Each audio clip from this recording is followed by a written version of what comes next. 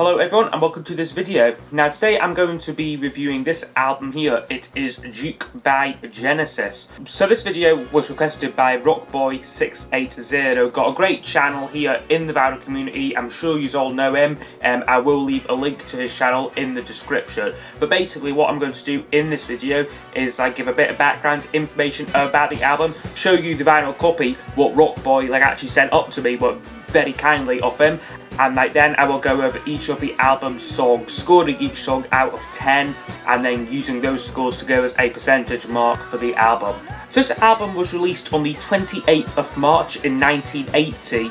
It was the band's 10th studio album, released long after founding members and Peter Gabriel left, I think in '76. I'm not an expert on Genesis by any means.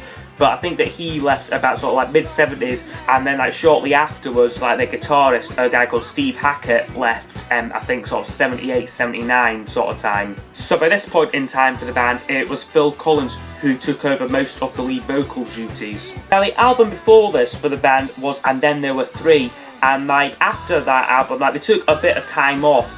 The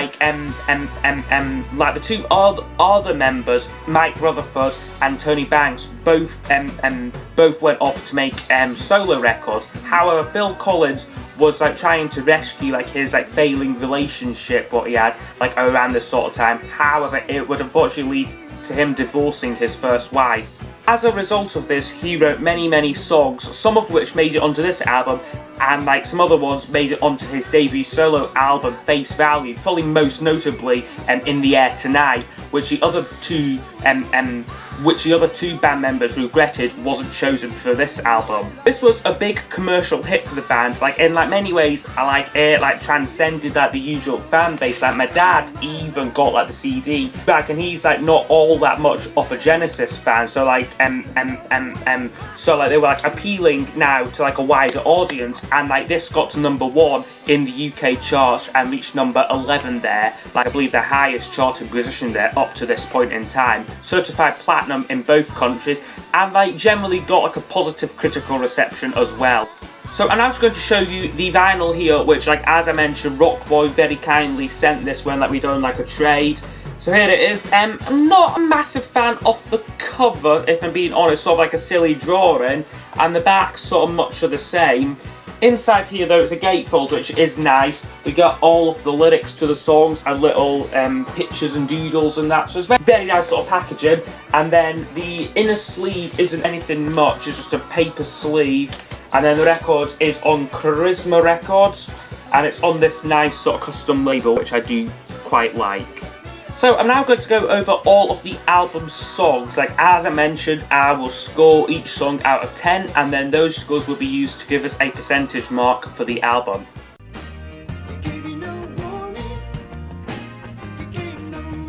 So it opens up with a song called Behind the Lines, and this starts the album really well, quite dramatic sounding, lots of synthesizers going on, very dramatic, sort of pulls you in. And then the intro maybe goes on a little bit too long, would be my only criticism, but when it actually gets to the song, I think the song is really fantastic.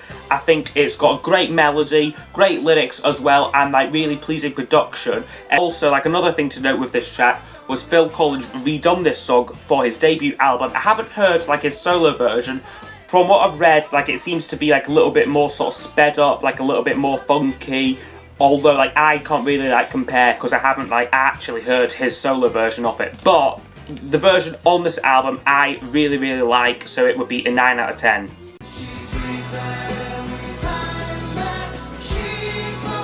It then flows quite nicely into the next track, Dutch S, which I am giving a 9 out of 10 to. Again, quite a slow start with this one, very sort of slow burner this song here, to get started, sort of utilising a drum machine, quite atmospheric, quite echoey, but I think it really works. And it was also the band's first use of a drum machine, something what would become a lot more prominent in like their future records, thinking of stuff like Invisible Touch, where like it would be like very 80s. This was like the first use of it, and like I think it's used very effectively here. And like once the song gets started, I think it is really good. Like I really like it. A little bit more poppy and like a little bit more like commercial than some of like the earlier album's material. But again, I think it is like a really great song. Like once it gets going.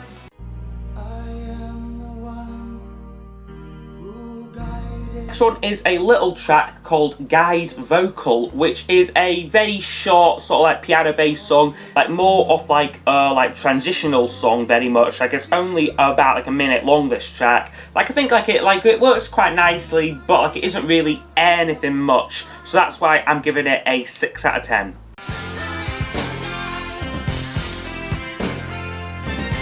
Fourth track into the album is called Man of Our Times, which I'm giving a 7 out of 10 to. This is a Mike Rutherford written song, and I think it is quite a good track. Very sort of synth driven, like again, very dramatic again, and like the production on this one is like maybe a little bit like overwhelming, and like the song possibly stretched out. Like it's about 6 minutes long.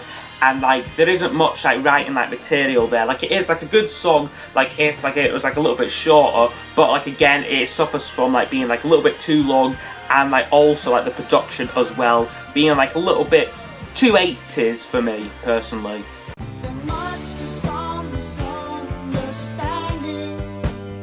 This next one up on the album is called Misunderstanding, which is a Phil Collins pen number, and I really like this one, giving it a 8 out of 10. A more sort of like traditional bluesy style song, lots of like piano going on, sort of like that side, replace like the synthesizers in like this one, which is like a nice like refreshing touch at this point in the album.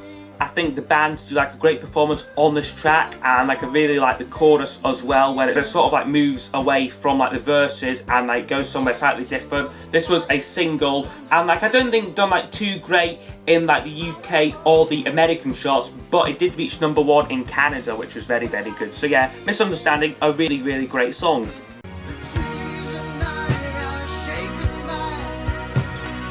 And now closing side one, we have a track called Haze. I think I'm pronouncing that right.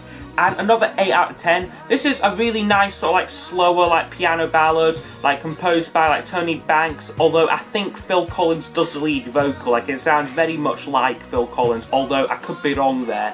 And yeah, I think this song is like needed in like the album to give it like that little bit of like variety, and like I think it really works. Very nice closer to the end of side one for me.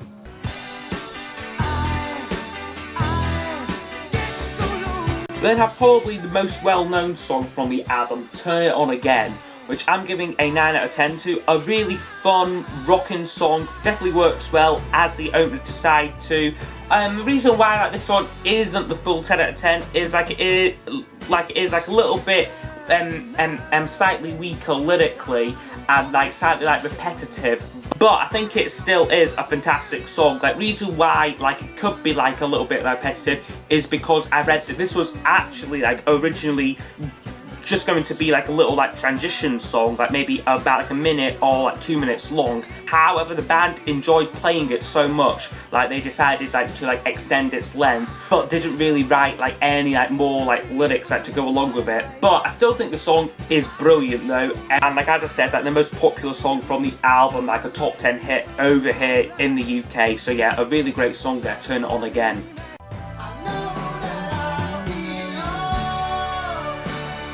Next song is called Alone Tonight, which I'm giving a 7 out of 10 to. Now this is like the point in like the album for me where like it kind of gets like a little bit like less distinctive, a little bit more like predictable, and like not as exciting personally. Like Alone Tonight is like a Mike Rutherford number, and like I think it is like a really nice, like it is like a more softer, more like melancholy song. Nice song, but for me not a standout track from the album.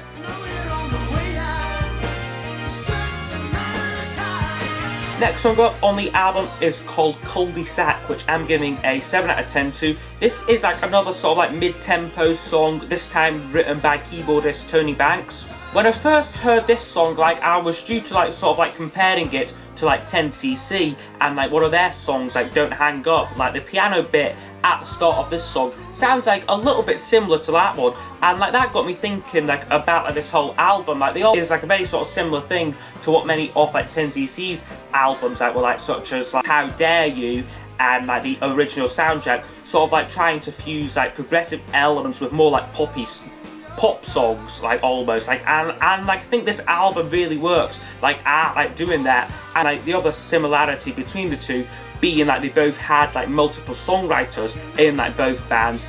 But for me, this song, back to the song called Isaac, like I think it is like a good song, a little bit middle off the road though, and like yeah, just like a little bit average, but still a good track, although like not a standout song, like not a song that I would like go to personally for me.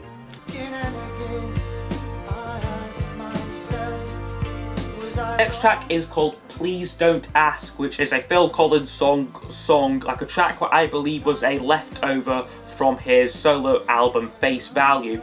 And yeah, a lovely like confessional like love song. Like this one definitely influenced by like his recent divorce that he was going through, and that works well on the album. The production twists really help it along, and yeah, one of like my favourite ones on side 2 for me.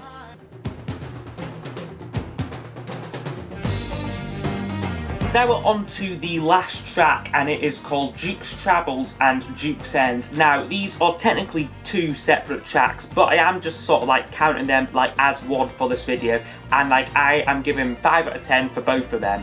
And like yeah, like it is like a 10-minute instrumental song basically to like end the album, and like it does take like a little while to get moving, a little bit of like noodling going on with like the instruments. Definitely like the most like progressive song on the album, probably most similar to like the previous material. But once the song does get moving, we get some great drumming from Phil Collins, but like as I said, for me like a little bit too much like noodling on like the synthesizer, not really going like anywhere, and like a little bit like overproduced as well this track. Like it is like interesting to hear where the song like goes, like the different stages like it like goes through, but it is a tad like self-indulgent if you ask me.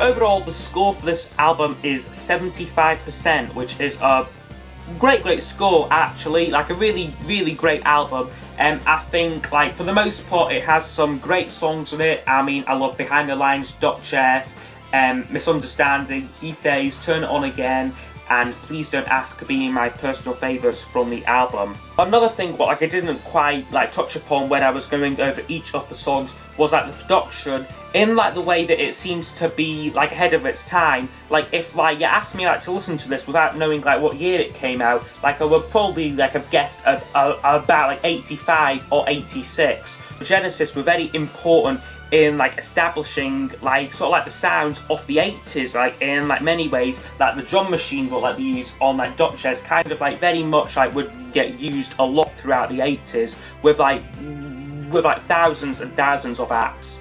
And yeah, this was kind of like the band like entering like a new phase in their career, going like a lot more for like the commercial and like more like poppy side as well. Although this album does definitely have moments where it harks back to their like progressive rock past, definitely like the final suite of songs like Jukes Travels and Jukes End, as well as like the starts of like Behind the Lines and like Duchess, all like quite like progressive songs. And yeah, so I really enjoyed this album. For me, like I would probably now go for like the albums after this, because I like tended to prefer like the more so like commercial songs, and like also as well like the songs that Phil Collins wrote rather than like the songs from the other band members.